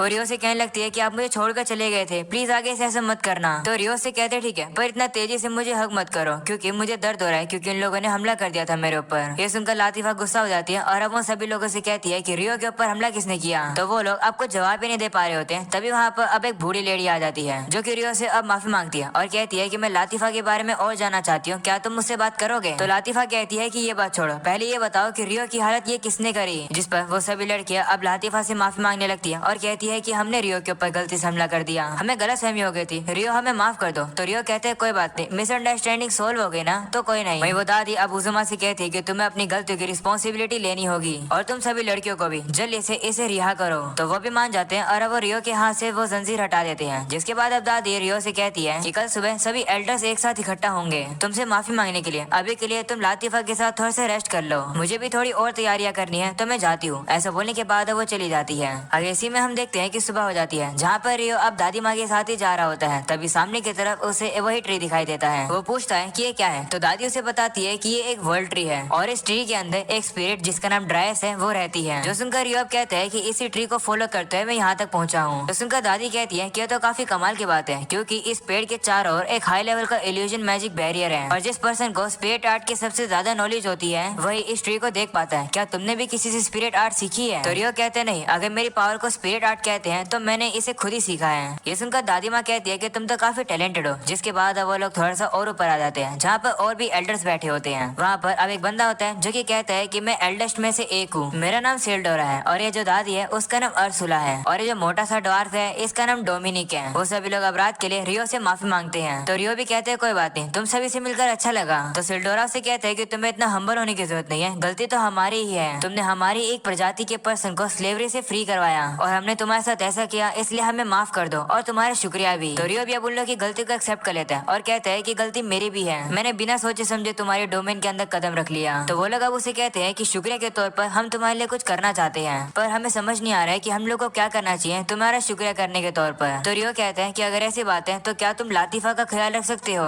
तो वो लोग कहते हैं ठीक है, तुम्हें इसके लिए भाव करने की जरूरत नहीं है, वैसे तुम हमें अपनी डिजायर बताओ। तो रियो अब कहने लगता है कि अगर पॉसिबल हो सके तो मुझे लगता है कि लातिफा मुझसे काफी ज्यादा अटैच हो रही है, तो इससे पहले कि वो ज्यादा अटैच हो उसे यही रहना चाहिए। तो वो लोग कहते हैं ठीक है, पर क्या लातिफा के लिए तुम इस विलेज में थोड़े समय के लिए नहीं रहोगे। तो रियो कहते हैं ठीक है, अगर आप लोगों को कोई दिक्कत नहीं हो तो मैं रह लूंगा। जिस पर दादी माँ कहती है ठीक है, बाकी एल्डर्स को भी इस बात से कोई दिक्कत नहीं है। वहीं बाकी के एल्डर्स भी अब रियो से कहते हैं कि हाँ तुम काफी अच्छे पर्सन हो तो तुम यहाँ रह सकते हो, वैसे अगर तुम्हें किसी भी चीज की जरूरत हो तो हमें बता देना। वहीं डोमिनिक रियो से कहते हैं कि अगर तुम हमारे विलेज की किसी भी लड़की से शादी करना चाहते हो तो तुम कर सकते हो। तो सुनकर दादी माँ उसे कहती है कि अपना मुंह बंद रखो। तो रियो उन लोगों से कहता है कि जितने समय के लिए मैं यहाँ पर हूँ क्या तुम लोग मुझे स्पिरिट आर्ट के बारे में सिखा सकते हो। तो वो कहते हैं ठीक है, हमें उसके लिए रियो के लिए एक अच्छा टीचर ढूंढना चाहिए। तभी उन लोगों को एक लड़की की आवाज आती है जो कि कहती है कि अगर ऐसी बात है तो मैं रियो को सिखा सकती हूँ। ऐसा बोलकर वो लड़की उन लोग के सामने आ जाती है। उसे देखकर सभी एल्डर अब खड़े हो जाते हैं और अब वो लोग रियो को बताते हैं कि लड़की लेडी ड्रायस है, यानी कि ये वर्ल्ड ट्री की स्पिरिट है। जो सुनकर रियो भी काफी हैरान हो जाता है। तभी ड्रायस अब रियो से कहती है कि मैंने बिल्कुल ऐसा ही सोचा था, प्रेजेंस थोड़ी सी कम है पर मैं सेंस कर पा रही हूँ कि तुम्हारे अंदर एक स्पिरिट है, लगता है वो सो रही है, क्या तुम्हें पता है कि वो स्पिरिट कौन सी है। तो रियो कहते हैं नहीं, मुझे नहीं पता कि वो कौन सी स्पिरिट है। तो ड्रायस अब कहने लगती है कि तो काफी अजीब बात है, अगर तुम्हारे अंदर एक स्पिरिट है तो उसकी वजह से तुम मैजिक यूज नहीं कर पा रहे होगे। रहोगे। क्या तुम्हारे साथ ऐसा हो रहा है? तो रियो कहता है हाँ ऐसा तो है, मैं मैजिक यूज ही नहीं कर सकता हूँ, जिसकी वजह से सभी बच्चे मेरा मजाक उड़ाते थे। जो सुनकर ड्रायस कहती है कि अगर ऐसी बात है तो क्या मैं थोड़ा इस मैटर में इन्वेस्टिगेशन कर लूँ। तो रियो कहते हैं ठीक है। जिसके बाद अब ड्रायस उसके काफी क्लोज आ जाती है और अब वो काफी हैरान होकर कहती है कि तुम्हारे अंदर तो काफी ज्यादा कमाल का ओडी का अमाउंट है, क्या तुम सही में एक इंसान हो? तभी अचानक से वो थोड़ी सी घबरा जाती है। जो देखकर रियो से कहते हैं कि क्या तुम्हें कुछ मिला? तो वो कहती है हाँ मुझे लगता है कि तुम्हारे अंदर एक पर्सन शेप्ड स्पिरिट सो रहा है। जो सुनकर तो सभी एल्डर्स काफी ज्यादा हैरान हो जाते हैं। वही रियो थोड़ा सा कंफ्यूज लग रहा होता है। जो देखकर ड्रायस कहती है कि लगता है तुम्हें पता नहीं है कि एक पर्सन शेप्ड स्पिरिट कितनी ज्यादा रेयर होती है। सिंपली बताऊं तो ऐसी स्पिरिट जो कि मेरी तरह पर्सन की शेप ले सकती है, वो स्पिरिट सेकंड हाईएस्ट क्लास या फिर उससे भी ज्यादा ग्रेड की होती है। ये सुनकर दादी माँ कहती है कि इसका मतलब वैसी एक स्पिरिट रियो के अंदर सो रही है। तो ड्रायस कहती है हाँ वो जो स्पिरिट है वो हाईएस्ट क्लास की है, उसे 6 ग्रेड स्पिरिट्स भी कहा जाता था और वो हजारों सालों पहले डिवाइन डीवन वॉर में मिसिंग हो गई थी। और रियो के अंदर जो स्पिरिट सो रही है वो हाई क्लास स्पिरिट में से ही एक है। तो रियो कहता है कि क्या इसका मतलब कोई दिक्कत की बात है? जिस पर ड्रायस कहती है कि मुझे नहीं लगता, पर विलेज के बच्चों के लिए ये काफी इंपॉर्टेंट हो सकती है। मैं भी सिर्फ एक सेकंड हाईएस्ट क्लास की ही स्पिरिट हूँ, पर फिर भी विलेज के सभी बच्चे मुझे पूछते हैं। ये सुनकर सभी एल्डर अब कहने लगते हैं कि इसका मतलब हमें रियो को बहुत अच्छे से ट्रीट करना चाहिए, शायद से तुम्हें एक सेंट की तरह ट्रीट करना चाहिए। ये सुनकर रियो कहते हैं सेंट मतलब? तो डोमिनिक कहते हैं चिंता मत करो, ऐसा समझो कि हमारे विलेज की तरफ से तुम्हें एक्स्ट्रा स्पेशल ट्रीटमेंट मिलेगी। तो रियो कहते हैं ठीक है। अगले सीन में रियो अब वापिस से लातिफा और बाकी सभी के पास आ जाता है। लातिफा रियो को देखकर काफी खुश होकर गले लगा लेती है। लातिफा रियो से कहने लगती है कि ये घर काफी ज्यादा कमाल का है, यहाँ पर ओपन बाथरूम है, एक किचन है और कमाल का व्यू है। जिसके बाद अब वो लोग खाना खा रहे होते हैं। रियो खाने को देखकर सोचता है कि ये तो चावल है। वो पूछता है कि ये क्या है? तो वो लड़की उसे बताती है कि ये ओरिजा ग्रेन्स हैं, ये यागुमो रीजन्स में पाए जाते हैं। तभी सारा रियो से कहती है कि हमें ये बताओ कि तुम क्या चाहते हो, कि हम कौन से रूम में सोएं। तो रियो कहता है कि तुम मुझसे क्यों पूछ रही हो? जिस पर सारा कहती है कि दादी माँ ने कहा है कि हम तीनों तुम्हारे साथ रहें और तुम्हारा ख्याल रखें। जो सुनकर लातिफा हैरान हो जाती है और कहती है क्या तुम सभी लोग भी यहाँ रहोगे? तभी दादी माँ भी वहाँ आ जाती है और अब वो रियो से कहती है कि परमिशन दो कि सारा और बाकी सभी लोग तुम्हारे साथ रह सके। तो रियो कहता है कि मैं एक इंसान हूँ, उन लोगों को कोई दिक्कत नहीं होगी क्या? तो दादी माँ कहती है नहीं, वैसे भी तुम्हारे और लातिफा के बारे में सभी विलेजर्स को पता चल चुका है। जो देखकर हायरफ तुम्हारे पास आ सकते हैं तो कोई ना कोई तो होना चाहिए ना, ये बताने के लिए कि तुम बुरे नहीं हो, इसलिए ये सभी लोग यहाँ रहेंगे। वैसे भी ये लातिफा की भलाई के लिए है, तुम उसके गार्डियन हो, तुम्हें उसके साथ रहना चाहिए, है ना? तो रियो भी कहते हैं ठीक है, ये लोग यहाँ रह सकते हैं। जो सुनकर सभी लोग अब रियो का शुक्रिया करते हैं। रियो उनसे ये भी कहते हैं कि मुझे सर मत बुलाओ। तो वो कहते हैं कि ठीक है, हम तुम्हें मास्टर रियो बुलाएंगे। तो रियो भी अब मान जाता है। अगले सीन में हम देखते हैं कि रियो स्पिरिट आर्ट के बारे में सीख रहा होता है और वो साथ में यहाँ की अलग अलग चीजों के बारे में सीख रहा होता है। साथ में वो काफी ज्यादा ट्रेनिंग भी कर रहा होता है पावरफुल बनने के लिए और वो यहाँ काफी इंजॉय कर रहा होता है। अगले सीन में हम देखते हैं कि सभी लोग अब इकट्ठा हो जाते हैं ग्रैंड स्पिरिट फेस्टिवल की रीड्स को शुरू करने के लिए, जहाँ पर सभी लोग स्पिरिट को चढ़ावा दे रहे होते हैं और कहते हैं कि हम लोगों पर ब्लेसिंग बनाए रखना।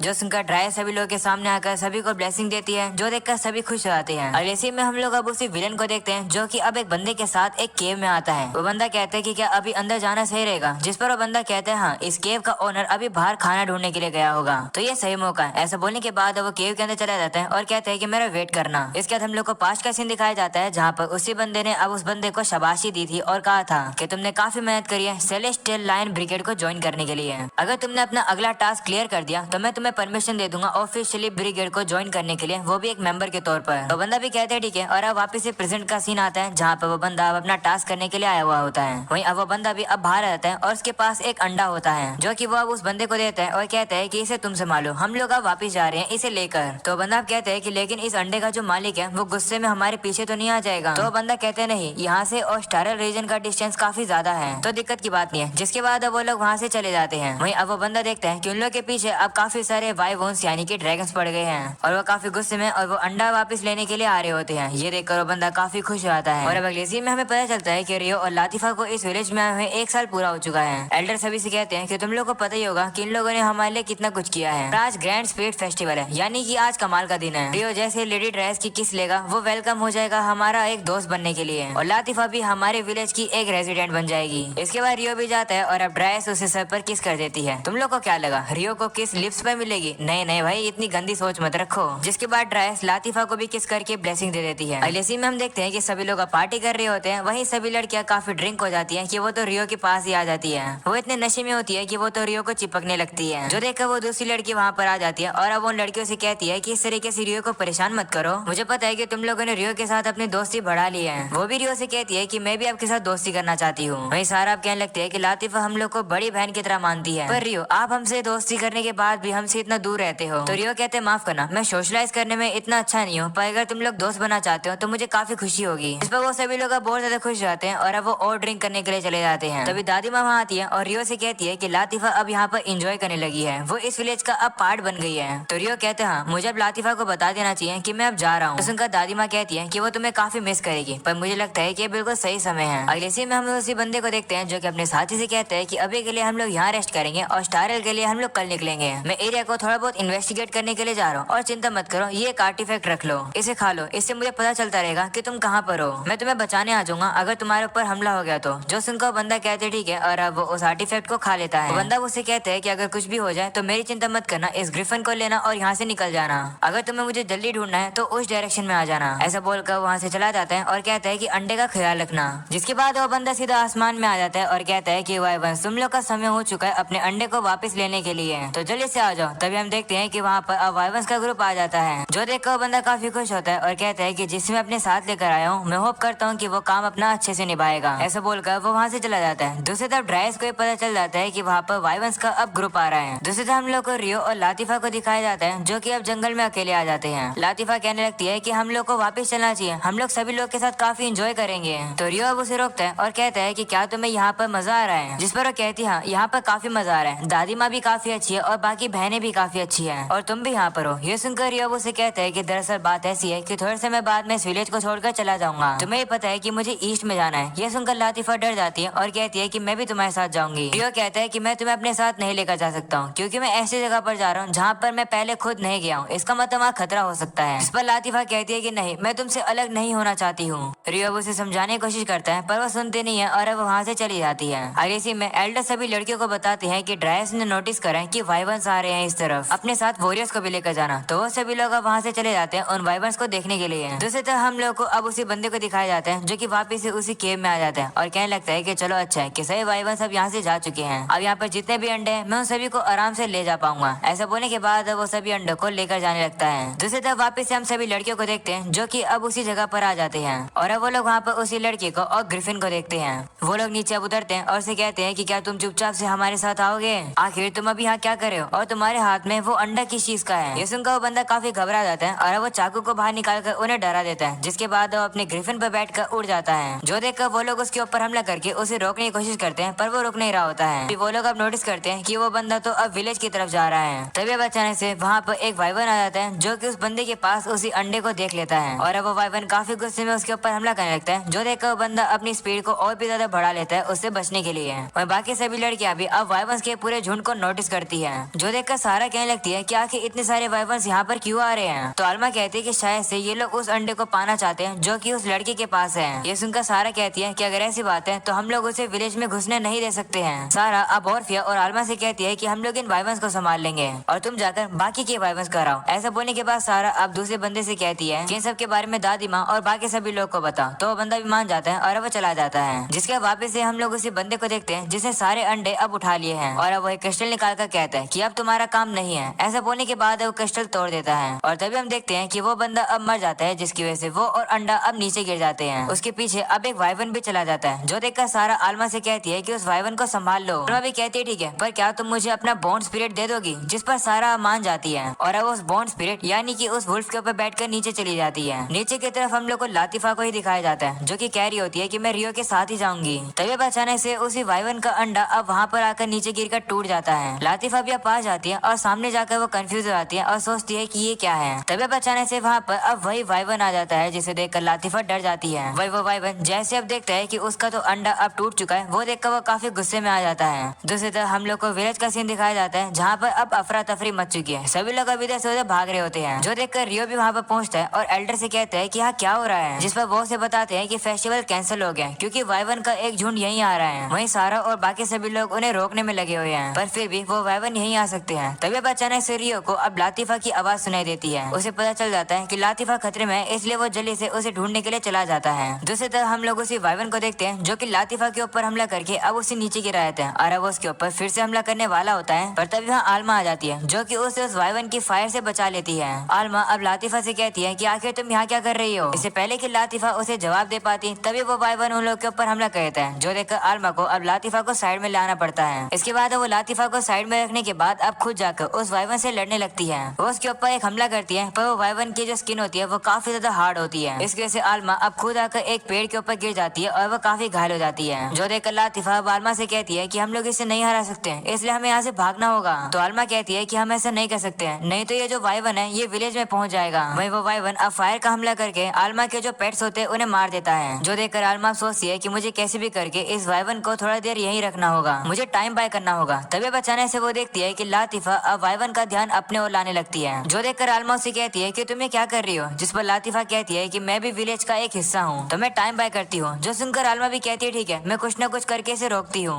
हम अब देखते हैं कि आलमा लड़ने के लिए तैयार हो जाती है, पर इतने में हम लोग देखते हैं कि वो जो वाइवन होता है वो लातिफा के सामने एक पेड़ गिरा देता है और अब उसके ऊपर हमला करके उसे मारने वाला होता है। पर तभी वहाँ रियो आ जाता है, जो कि उस वाइवन के ऊपर आइस का हमला करके उसे पीछे कर देता है और अब वो जल्दी से लातिफा को उठाकर साइड में ले आता है। लातिफा उसे कहने लगती है कि मुझे माफ कर दो, मैं ही भाग गई थी। जिस पर रियो से कहते हैं कोई बात नहीं, हम लोग बाद में बात करेंगे, तुम अभी साइड में हट जाओ। हम लोग अब देखते हैं कि वो वाइवन अब रियो के ऊपर हमला करने वाला होता है, पर रियो अब अकेले ही जाकर एक मुक्का मारता है उसे और अब एक एक करके वो अपने हाथों से उसे काफी ज्यादा मारने लगता है। जो देखकर आलमा काफी हैरान हो जाती है कि रियो अपने हाथों से ही उससे लड़ रहा है। हम अब देखते हैं कि वो वाइवन रियो के ऊपर अब फायर से हमला करने वाला होता है। जो देखकर रियो जल्दी से विंड मैजिक का यूज करके काफी सारी हवा को उस वाइवन के मुंह के अंदर फेंक देता है और अब वो जो आग होती है वो उसी के मुंह के अंदर ब्लास्ट हो जाती है, जिसके बाद रियो अब जाकर उसके सर पर काफी जोर से मारता है, जिससे कि वो वाइवन को अब काफी डैमेज मिलता है और अब वो मर जाता है और आकर नीचे गिर जाता है। ये देखकर आलमा फिर से हैरान हो जाती है कि रियो ने इतना आसानी से ब्लैक वाइवन को हरा दिया। तभी वो लोग अब देखते हैं कि वो जो बाकी के वाइवन्स होते हैं वो भी अब वहाँ से चले जाते हैं। तभी अब वहाँ पर बाकी सभी लड़कियां भी आ जाती है, जो कि आलमा से अब कहने लगती है कि तुम तो काफी कमाल की हो, तुमने तो ब्लैक वाइवन को हरा दिया। जिस पर वो कहती है कि मैंने नहीं बल्कि रियो ने अकेले उसे हरा दिया।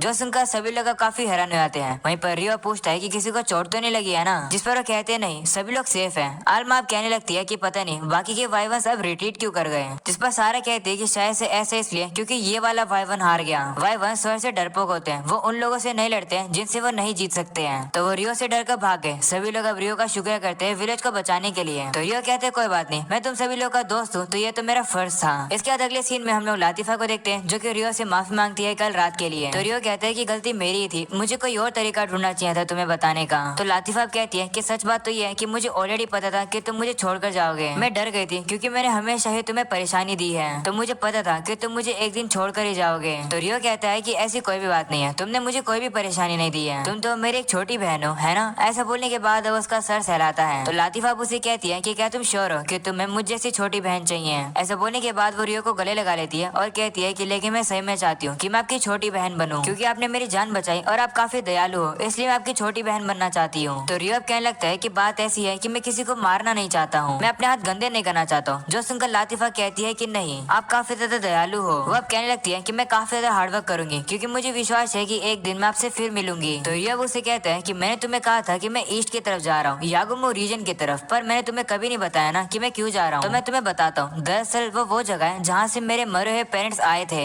इसलिए मैं वहाँ जाना चाह रहा हूँ। जो सुनकर लातिफा कहती है कि ये पहली बार है कि तुम मुझे अपने बारे में कुछ बता रहे हो। वो उसे कहती है कि मैं भी तुम्हें कुछ बताना चाहती हूँ, पर मुझे नहीं लगता कि तुम इस बात पर भरोसा करोगे, पर फिर भी मैं तुम्हें बताती हूँ। बात दरअसल ये है कि मैं एक बार ऑलरेडी मर चुकी हूँ और मैं पहले एक इंसान हुआ करती थी और फिर मैं रियनकार्नेट होकर ये बन गई जो कि तुम्हारे सामने हूँ। ये सुनकर रियो काफी ज्यादा शौक हो जाता है। वहीं लातिफा उसे बताने लगती है कि जिस जगह से मैं आई थी उसे जापान कहते थे, क्या तुम मेरी बात पर विश्वास कर रहे हो। जिस पर रियो कहते हैं हाँ, मैं तुम्हारी बात पर विश्वास कर रहा हूँ, क्योंकि मैं भी बिल्कुल तुम्हारी तरह हूँ, मैं भी तुम्हारी तरह ही एक जापानीज पर्सन हूँ। ये सुनकर लातिफा काफी हैरान हो जाती है और कहती है कि तो फिर तुमने पहले क्यों नहीं बताया। इस पर रियो कहता है कि मुझे पहले थोड़ा बहुत शक तो था, पर मुझे अब विश्वास हो गया है। मैंने शुरुआत में तुमसे इसलिए नहीं पूछा क्योंकि तुम्हारी मेंटल स्टेट पहले ठीक नहीं थी, तो मैंने तुम्हें अपने बारे में भी नहीं बताया। सच्चाई तो ये है कि मैं कुछ भी नहीं बताना चाहता हूँ, क्योंकि जब मैं एक जापानीज था तो मेरे अंदर काफी सारे रिग्रेट्स थे। ये सुनकर लातिफा कहती है कि इसका मतलब आप भी मेरी तरह ही एक जापानीज थे, क्या वो रिग्रेट्स आपको अभी भी आते हैं। जिस पर रियो कहता है हाँ, पर मैंने कसम खाई है कि मैं ताकतवर बनूंगा और इस दुनिया के अंदर सर्वाइव करूंगा, इसी वजह से मैं एक बार यागुमो में जाना चाहता हूँ। सुनकर लातिफा कहती है ठीक है, मैं भी ताकतवर बनूंगी, मैं आपका यही वेट करूंगी वापिस आने के लिए। जो सुनकर रियो खुश होता है और अब उसका शुक्रिया करता है। और अब अगले सीन में रियो अब जाने वाला होता है और अब वो सभी एल्डर्स का शुक्रिया कर रहा होता है। तभी वो एल्डर रियो को एक तलवार देता है और कहता है कि हम ड्वार्फ की तरफ से है तुम्हारे लिए, ये स्वॉर्ड मिथिल से बनी है और ये तुम्हारे स्पिरिट आर्ट को एब्जॉर्ब कर सकती है और फिर वो तुम्हारे स्पिरिट आर्ट का यूज भी कर सकती है। और तुम्हारे लिए ये आर्मर भी है, ये आर्मर उसी ब्लैक वाइवन से मरा है जिसे तुमने हराया था। इस आर्मर का डिफेंसिव स्ट्रेंथ काफी ज्यादा अच्छा है और ये आर्मर हल्का भी है। ये सुनकर रियो उसका शुक्रिया करता है उसे ये सब देने के लिए। वही दादी माँ उसे कहती है कि एल्फ की तरफ से तुम्हारे लिए सीक्रेट मेडिसिन है और एलेक्सर भी, और 20 लोगों की तरफ से तुम्हारे लिए खाना और पानी है। ये सारा सामान लेकर रियो कहता है कि मैं इतने सारे सामान को उठाऊंगा कैसे। तो वो अब दूसरा एल्डर रियो से कहता है कि इसे ले लो, ये स्पेस टाइम कैशे है। वो देखकर रियो कहता है कि मैं इतनी कीमती चीज को कैसे ले सकता हूँ। तो वो उसे कहते हैं कि ये एक ऐसा प्रूफ है जिससे ये पता चलता है कि तुम हमारे दोस्त हो। अगर ये तुम्हारे पास होगा तो तुम्हारे लिए ट्रैवल करना इजी हो जाएगा। जो सुनकर रियो भी मान जाता है और अब वो उसे ले लेता है और अब वो चीज का यूज करके अपने सारे सामान को उसके अंदर डाल लेता है। उससे वो एक स्टोरेज बना पाता है और सारे सामान को वो उसके अंदर डाल देता है। जाने से पहले रियो अब उन लोगों से कहते हैं कि अगर इस विलेज के ऊपर कोई भी खतरा आ जाएगा तो तुम लोग के दोस्त होने के नाते मैं जरूर आऊंगा वापिस और इस विलेज को बचाऊंगा। जो सुनकर सभी एल्डर खुश हो जाते हैं। लातिफा रियो से कहती है कि सेफ रहना, जिस पर रियो भी कहते हैं ठीक है।